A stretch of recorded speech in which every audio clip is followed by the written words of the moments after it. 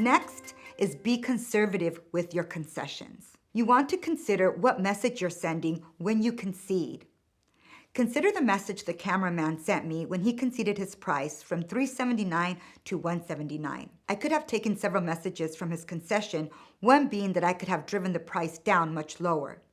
So the second approach says, be conservative with your concessions, which really means two things: to make the concessions small and make them over time. In other words, to give in slowly. If there's flexibility in the price, there's no law that says you got to go there all at once.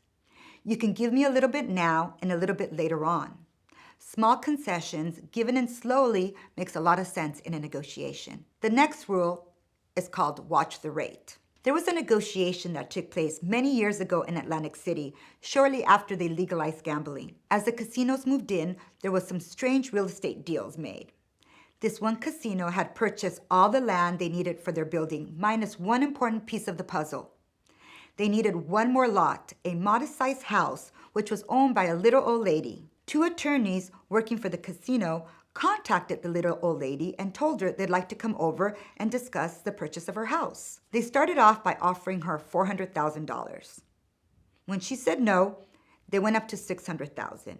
When she said no, they went up to $800,000. When she said no, they went up to $1 million, then $1.2 million, then $1.4 million, and she still said no. Guess how much they finally paid for the house? $2 million. She later told the press in an interview that she would have sold it for $800,000. But once she figured out that they were making $200,000 concessions every time she said no, she figured she would keep saying no until she couldn't say no anymore.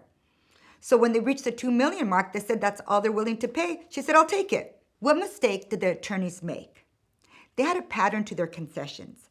They kept giving $200,000 concessions to the little old lady every time she said no. If, for example, you and I are negotiating, let's say 10, it could be 10 of anything, 10%, $10,000, 10 days, and you start by offering me 2, and then you offer me another 2, then another, and finally another 2, that's it. That's all you've got to give. But what I am thinking is there's another 2 in there somewhere.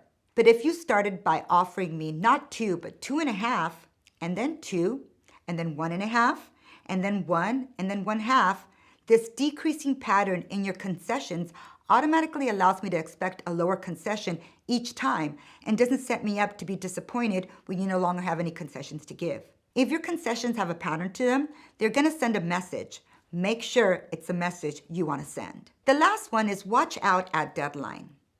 The final point in concession making is to be very sensitive to your concession behavior when you're under the pressure of a deadline. What negotiating research discovered in their experimental negotiation was a big difference between those who gained good settlements versus those who didn't do so well with their concession pattern at the close of the negotiation. The next time you're in a negotiation and feel the tremendous pressure to settle quickly, and because of that deadline you feel compelled to make a large concession, remember that the deadline may be working against the other party as well. So try to avoid making enormous concessions that may be unnecessary to securing the agreement. For example, if you know they're close to making a decision and because you're feeling that tremendous time pressure to close, you're tempted to offer them a concession which will cost you $20,000 over the course of the next year, what you ought to say to yourself is, wait a second, let's try something that only cost us $10,000 and see how they react to that. The next time you're in a negotiation and feel that tremendous pressure to settle,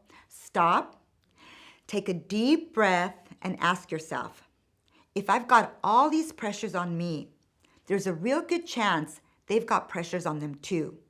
What's wrong with offering them less to begin with? So to wrap it all up, be careful of massive concessions under deadline pressure.